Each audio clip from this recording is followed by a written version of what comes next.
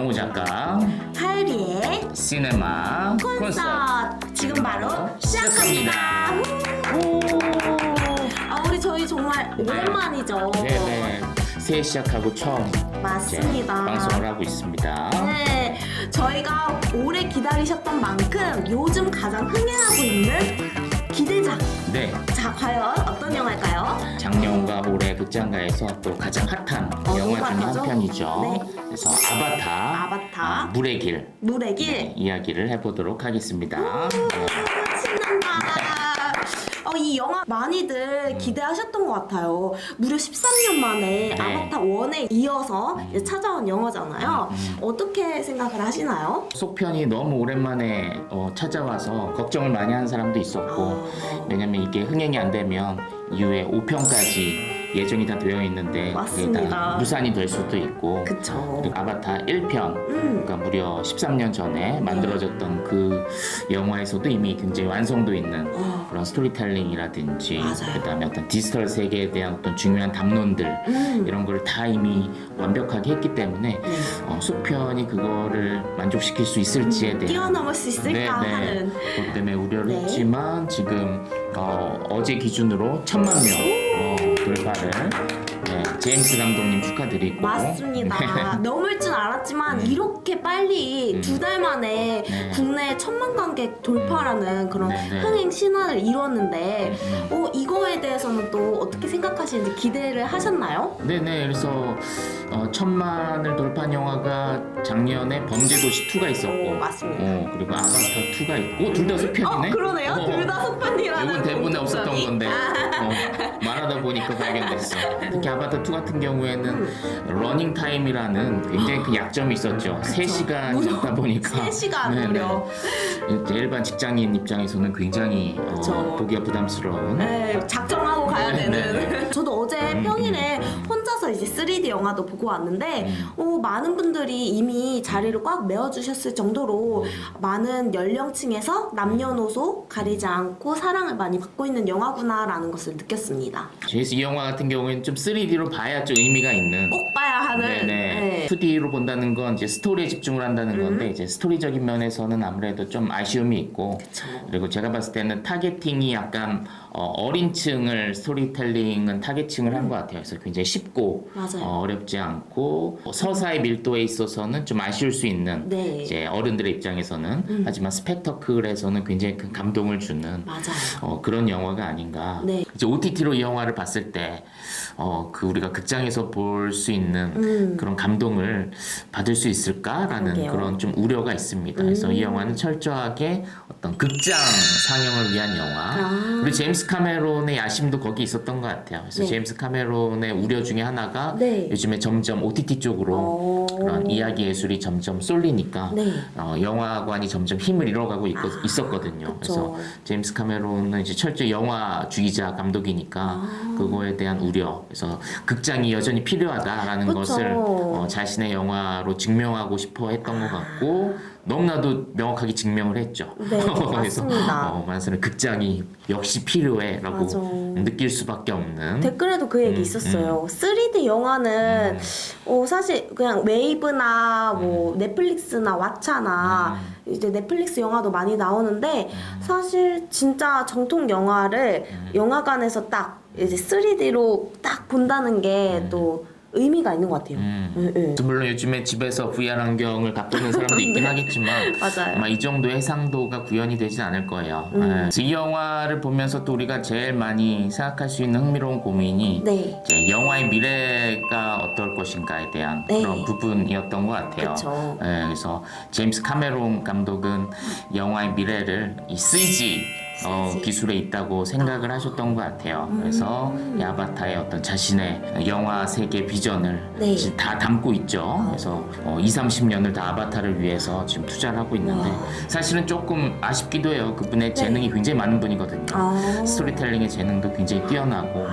타이타닉도 그분의 작품이잖아요. 맞습니다. 그래서 러브 스토리도 굉장히 잘 만드시는 분이신데, 이 파란색 종족의 이야기에 자신의 영화 인생을 지금 20-30년을 다 투자한다는 게 그분의 팬 입장에서는 좀 좀 아쉽기도 한데 이해도 되는 것이 그분이 영화의 미래를 네. CG 기술, 3D 기술에 있다고 이분은 판단을 하신 것 같고 그래서 거기에 완전 모든 네. 비전을 다 쏟아 부으시는 것 같고 다행히도 성공을 했죠. 그쵸. 네네. 그래서 과연 이것이 영화의 미래인가에 대한 고민을 하게 되었던 것 같아요. 그래서 작년에 제일 화두가 되었던 영화가 탑건 매버릭 혹은 헤어질 결심 같은 네. 굉장히 아날로그적인 영화가 또 화두가 되었었고 네. 또 아바타와 같은 가장 최첨단의 기술로 만든 영화가 또 화두가 되었었고 그래서 이 두 가지 길이 작년에 동시에 화제가 되었다는 게 또 영화 연구하는 입장에서 굉장히 네. 재밌었고 그러네요. 그래서 이런 영화의 두 가지 갈래길 아날로그적인 영화와 최첨단의 영화는 사실은 최초의 영화가 탄생할 때부터 그 두 가지 길이었다라는 게 또 흥미롭더라고요. 그래서 최초 영화가 우리가 잘 알고 있는 그 열차의 도착. 그래서 열차가 쭉 오는 게 이제 영화가 끝나요. 아무 스토리가 없이 그 당시에는. 정말요? 네. 어쨌든 이 현실을 그냥 찍었던 영화가 있었고 그리고 거기서 한 4, 5년 후에 나타난 영화가 이제 달나라 여행이라고 하는 영화.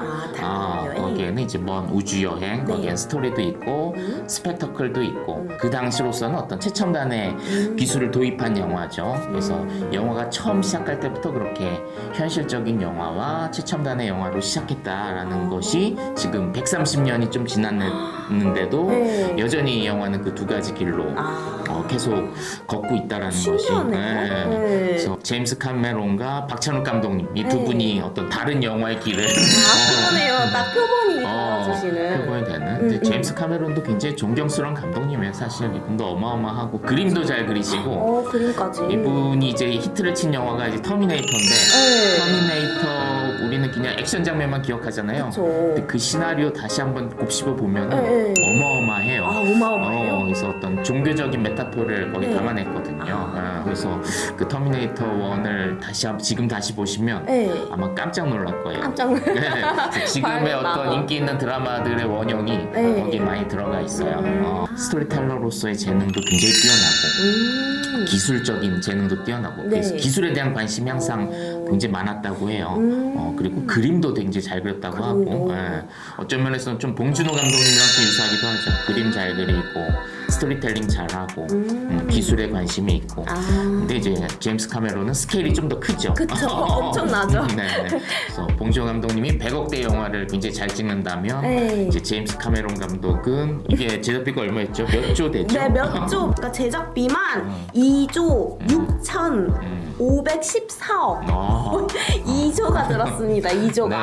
아마 3편까지 합쳐서 조금 제작비이긴 할 텐데 그래도 어마어마한 제작비죠. 어마어마하죠. 이게 초당 3억 원이 1초 이렇게 눈 깜짝일 사이에 집 한 채가 왔다 갔다 하는. 가상 세계를 위해서 이렇게 큰 돈을 쓴다는 게 가끔은 좀 이게 맞나 싶을 때도 있죠. 네. 게다가 또 이 영화는 자연을 찬양하는 영화인데 맞아요. 초당 2억을 들여서 최첨단의 문명으로 네. 이렇게 만든다는 게 좀 아이러니하기도 하죠. 네. 그래서 이 영화 메이킹을 보니까 네. 굉장히 흥미롭게 촬영을 하더라고요. 그래서 대부분 다 이제 세트 안에서 네. 이제 촬영을 하고 있고 네. 이 영화의 가장 중요한 공간이 이제 물이잖아요. 맞아요. 그 물을 촬영하기 위해서 네. 이제 200~300m 되는 수족관을 지어가지고 그 안에서 배우들이 직접 네. 이제 잠수를 해가지고 네.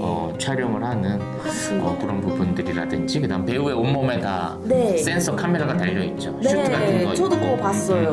이게 다 이렇게 찍어가지고 그 CG로 표현하기 위해서 정말 많은 노력을 했더라고요. 네네, 그래서 그걸 이제 퍼포먼스 캡처라고 해가지고, 네. 그래서 얼굴에 네. 그런 카메라 센서들 다 달아가지고 배우가 가지고 있는 어떤 다양한 감정들을 이제 데이터로 수집해서 네. 이제 그걸로 영화를 만드는.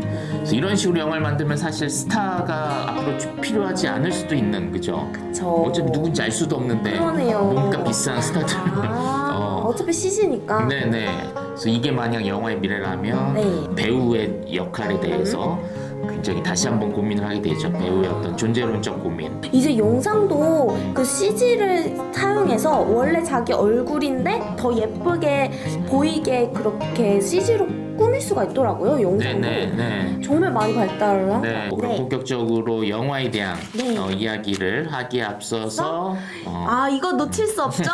네. 우리가 영화를 보기 전에 가장 먼저 무엇을 보죠? 맞아요. 줄거리. 그 전에 뭐죠? 댓글입니다. 공감이 많은 댓글의 순서대로 보면 이 영화가 어떤 영화구나라는 것을 간략하게 알 수가 있잖아요. 그래서 제가 공감수가 많은, 추천수가 많은 댓글 탑 5를 가져와 봤습니다. 궁금하시죠? 첫 번째는 믿고 보는 아바타 3시간 동안 아쿠아리움에서 관람한 줄 알았다 라는 댓글이 있었고요. 두 번째는 아이맥스로 이건 꼭 봐야 됩니다. 영상만으로도 충분하게 볼 가치가 있었다라고 또 이야기를 해주셨어요. 그리고 장면 하나하나가 우리가 자연을 다루다 보니까 정말 아름답고 경이롭다라는 이야기도 있었습니다. 관람이 아니라 체험 그 자체 초당 3억 원을 들인 보람이 있는 영화다라고 또 해주셨어요. 또 카메론 감독의 야심을 꾹꾹 눌러 담은 3시간이라고 해주셨습니다. 2편을 기다리기 힘드셨대요. 그래서 5편까지 보려면 오래오래 살아야겠다라고 이야기를 해주셨습니다. 근데 또 이런 호평도 있는 반면에 호평도 있었습니다. 이제 1편을 너무 기대해서 그런지 화려한 영상미에 비해 각본이 약간 부족하다, 아쉽다라고 해주셨던 그런 의견도 있었습니다. 지금 이게 역대 순위 중에 6위로 올라갔다고 하더라고요. 맞습니다. 역대 흥행순위 6위면 네. 엄청난 거잖아요. 네, 6편 중에 3편이 다 제임스 카메론 영화예요. 아바타 1이랑 타이타닉, 그리고 아바타 2. 그러니까 사실은 진짜 대단한 감독이고 엄청난 기록이네요. 우리의 비판은 아무 의미가 없다. 띵 하고 튕겨져 나가는.